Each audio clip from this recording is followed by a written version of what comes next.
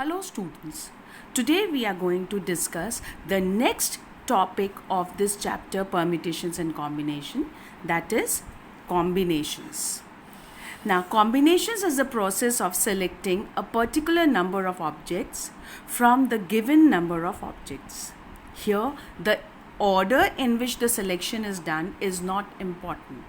Now what exactly do we mean by this? Like for example, suppose we have a group of 3 lawn tennis players and we have to select or choose a team of 2 players out of these given 3. Then there are only 3 ways of doing so, that is either we can choose XY or YZ or ZX. Here whether we first choose X and then Y, or we first choose Y and then X, the result is the same, that we have chosen players X and Y. So here the order in which we are choosing the players is not important. Here the choice of people or choice of the players is important. So XY and YX are one and the same case. Similarly, YZ and ZY are one and the same case. Similarly, ZX and XZ are one and the same cases. So, such cases where order of choosing is not important, they come under a category called as combination. Likewise, we have, suppose there are 12 people in a room and each person shakes hands with all others, and if we are required to find the number of shake hands in that room, so in that only the choice of people who are, or the pairs so formed who are shaking hands is important. Here also, just like the above case, whether a person A shakes hands with B or vice versa, the net result is shaking of hands between 2 people A and B. And so in this case also, whether we choose AB in this order or in the order BA, these two are one and the same cases. And so here again order is not important. Only choice of people A and B is important. Such cases where the order of choosing or selecting is not important come under the category of combinations. Now let us analyze the difference between the two things already considered, that is, one is permutation and the other one is combination. So let's first consider the difference of the definitions, and then we will broadly consider the cases which come under permutation and those which come under combinations.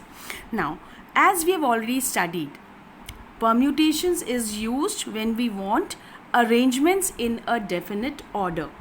Like here, we first select the things and then we arrange it, and every arrangement is a different permutation.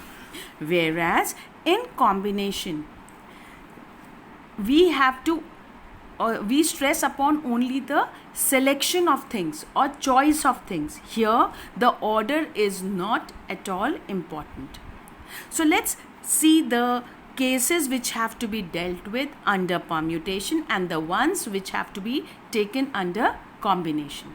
Whenever we are forming words, as we've already seen, you change the position of the letters used and we keep getting different words. So here arrangement is important, and so this case comes under permutation. Same way, if we are forming numbers, you change the position of the various digits and we keep getting different numbers. Any kind of numbers, whether it's a regular number or even number or odd number or numbers divisible by something, or telephone numbers, anything to do with numbers, they will come under the category of permutations. Same way, forming signals come under permutation. Similarly, selecting the representatives or assigning various posts to them, they come under the case of permutation, whereas only selecting the representatives come under the case of combination. So here, suppose you are selecting class representatives, it comes under the case of combination, because all have equal duties to or same duties to perform. Whereas after selecting 2 or 3 people, if we assign them posts, like suppose president, vice president and so on, then it comes under permutation, because 2 people cannot simultaneously hold two posts. Sorry, 1 person cannot simultaneously hold 2 posts. So here choice is important. And the position of placing them is also important. You choose a president out of whatever 3 people. Then once that is done, he is no longer available to take up the next position, and so on. And so the choice as well as arrangement is important when you are assigning certain duties or posts to people who are selected. Whereas cases where only selections are done are important, like choosing class representatives, choosing a team, choosing a committee member, so all these things come under combination. So the broad category of combination is all the card games. Here choice is important.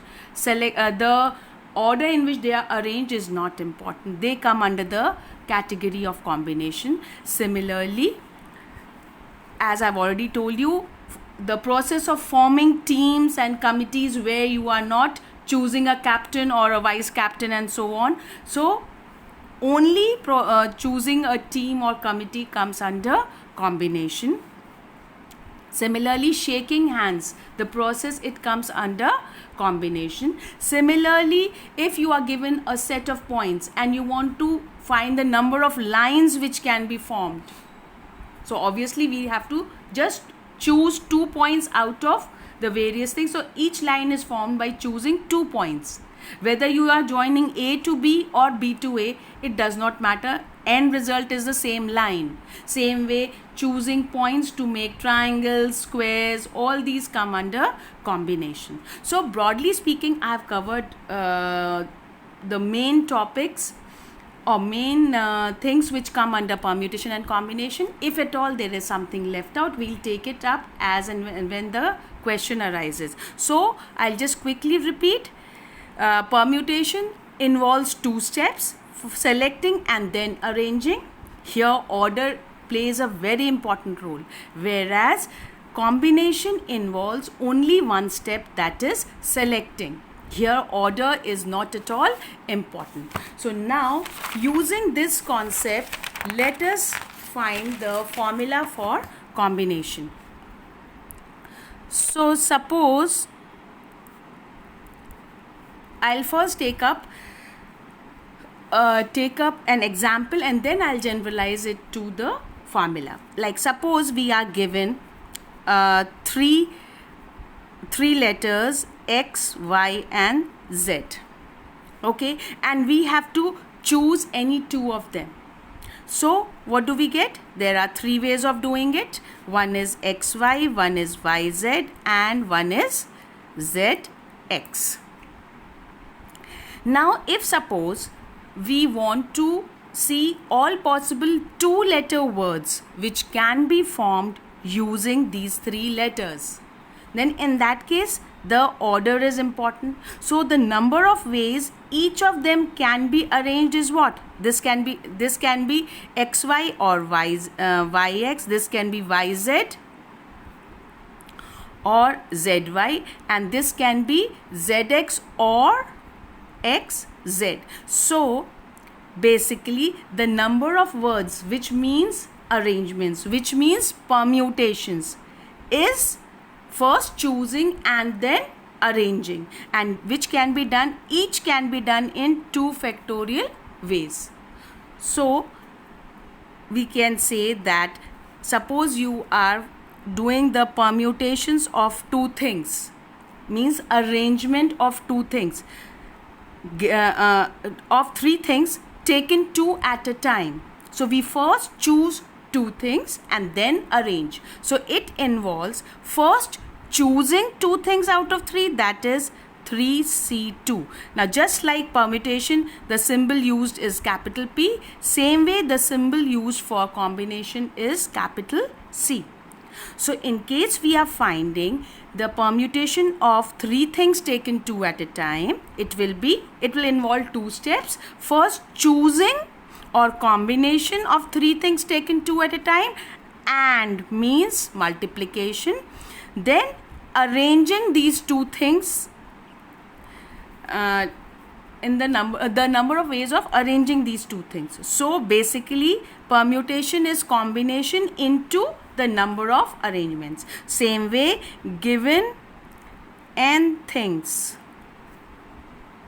taken r at a time. So number of permutations of n things taken r at a time is NPR, will be equal to first choosing these n things, r things out of n, and then arranging these r things. So each selection of r things can be done in r factorial ways, and this gives us NCR is equal to NPR over r factorial. But we know that NPR is n factorial over n minus r factorial whole upon r factorial, and with this we get NCR is equal to n factorial over r factorial n minus r factorial.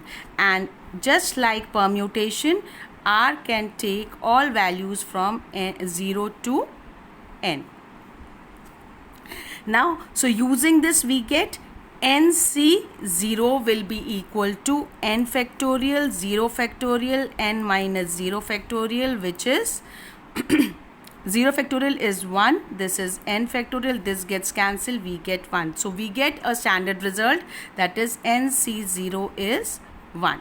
Likewise, we can find NC1, which is n factorial 1 factorial n minus 1 factorial, which becomes, here 1 factorial is 1. Now n factorial can be written as n into n minus 1 factorial. It gets cancelled and we get n, that is NC1 is equal to n. Another result, which is a standard one, which you need to remember, is NCN is n factorial n minus n factorial, which comes out to be n factorial over n factorial into 0 factorial. This gets cancelled, 0 factorial is 1, so it gives us 1, that is NCN is equal to 1. Thank you.